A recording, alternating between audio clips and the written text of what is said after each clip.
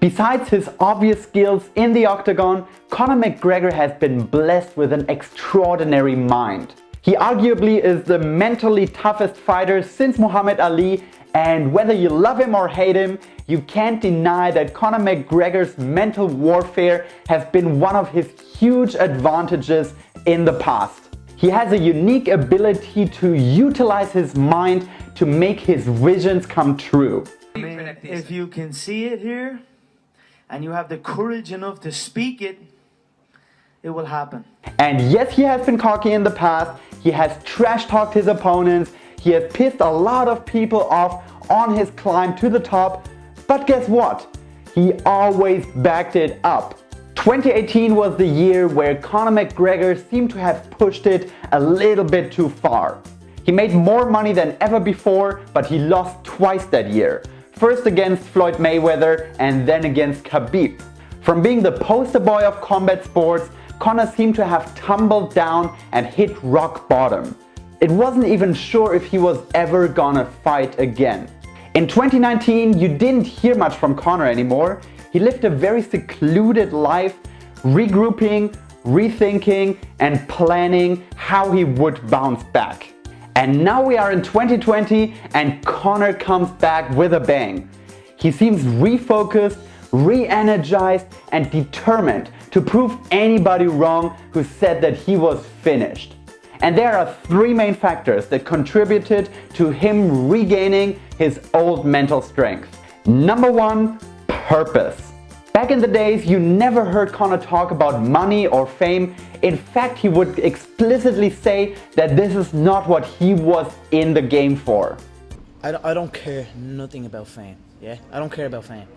The gold belt is what I want, the 2 gold belts. In 2018, however, Conor sounded very different. All he talked about was money, making more money, getting richer, focusing on how much he would make off of each fight. He wasn't in it for the pure love of the game anymore. And to be honest, I don't think he is entirely to blame for that. He reached all the goals that he set for himself, holding 2 belts at the same time. So what else was there for him? It was hard to keep focused. It was hard to keep his eye on the prize and have a clear purpose in the situation where he reached all that he ever wanted. It's the classic setup of a hero's journey, where he ventures out to make his dreams come true and follow his heart, but on his way gets distracted by money and fame and other temptations, so he needs to regroup, think about what his purpose is. Why did he get into all this in the first place? And only if he is able to leave out all the distractions around him and focus solely on what he's trying to accomplish, he will be able to move along and further on his journey. And this is exactly where we see Conor McGregor at the beginning of 2020. Just listen to this.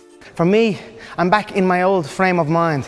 I just want consistency, I want competition. It's what I love to do, you know, to be in that healthy state of mind and in my body also, so that's it, whoever, wherever. The second component of Conor regaining his mental strength is mindfulness. When he was coming up, Conor always seemed like a very aware guy.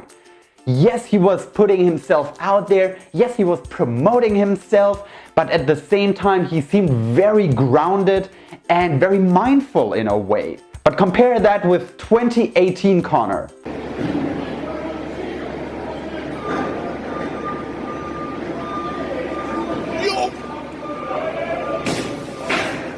Now, does that seem like somebody who is mindful? Somebody who has inner peace and is reflective of himself and what he's doing? I don't think so. We have seen Conor lose his focus and get corrupted by the storm that he was facing and that he partly created himself. But in 2020, it seems like he is once again in full control of himself and is mindful of where he is on his journey and what he wants to accomplish next. What makes Conor even stronger is that now he's fully aware of past mistakes and he's determined to not repeat them again. that last camp was horrendous, you know. And I have no one to blame but myself. And I did blame myself, and I made the corrections. And thankfully I have a strong team behind me that are pushing me and guiding me the right way. And I'm guiding myself is the main thing, you know. I'm listening to myself and I'm doing my work that I need to do, that I know I need to do. Fighting's always close to my mind now. And I know I've got many businesses and these type of things that are thriving at the minute, but fighting is my bread and butter, and that's what I'm focused on. It seems like Conor was finally able to regain his mental strength by being completely mindful of what is going on around him while not paying any attention to it, and instead focus completely on himself and doing the best he can every single day. I don't care, man.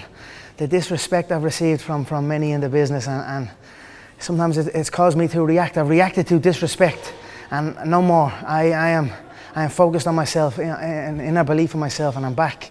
And the third component to Conor McGregor regaining his mental strength is gratitude. When Conor first came up, you could tell with every single one of his performances how happy and simply thankful he was to be part of all this. 60 G's, baby! He was a young, up-and-coming fighter, living his dream, making his wildest aspirations come true, and every single time you saw him in the octagon, you could see how much passion and how much love he had for what he was doing. Later on in his career, this got diluted, slowly but surely, through money, fame, criminal charges, and other bullshit. In 2018, it seemed like Conor was more fueled by anger, aggression, and the desperate attempt to push things further and higher than anyone ever before him. He was like Icarus, trying to fly closer and closer to the sun, only to come crashing down brutally. Now though, after a year of abstinence from the spotlight and fighting, he seems to have regained his love for what he's doing, and he seems to be thankful again for the position that he is in. I look forward to tonight. I'm very, very well prepared. My team has been phenomenal this camp. I can't thank my people, the people that are close to me enough. And I just feel good to be in this spot that I'm in. I don't have to worry about the weight cut. I can focus on my skills, focus on my endurance, focus on my strength, and build myself, you know what I mean? Build myself back up. That's what allowed me to achieve the things I achieved. The dual weight championship, it was consistency, consecutive bouts, back to back. So that's what I'm looking to replicate again. He seems thankful to me to wake up every day and do what he loves most in life. He seems thankful for all the fans he has around the world. He seems thankful to put in the work. He seems thankful to bring joy to the world, his coaches, and the people who believe in him. And this current vibe of gratitude that he's putting out there, I believe will fuel him much more than the anger and the aggression in the past. And even though he certainly wants to win the upcoming fights, it almost seems like he doesn't need it. He's not attached to the outcome anymore. Instead, he just wants to enjoy the process. He wants to get back into the kind of person he was before. Just loving what he does on a day-to-day basis and feeling gratitude for being in this position he currently is in. And it is impossible to stand between a guy and his goal if he loves the process, if he's in it for the long run, and if he enjoys every step of the way. So I truly believe that 2020 could be the year of Conor's big comeback. He certainly seems to be determined, he seems to be sharp and focused, and he seems to have regained his mental strength that made him so unpredictable and so incredibly dangerous in the past. Well, only the future will tell for sure, but I for one am certainly excited to see how this all unfolds. If you like this video and if you want to get more videos about mental strength, about personal development, and also about gratitude and happiness and purpose that I discussed in this video, make sure to subscribe and you'll get more of this in the future. Thanks for watching and talk to you next time.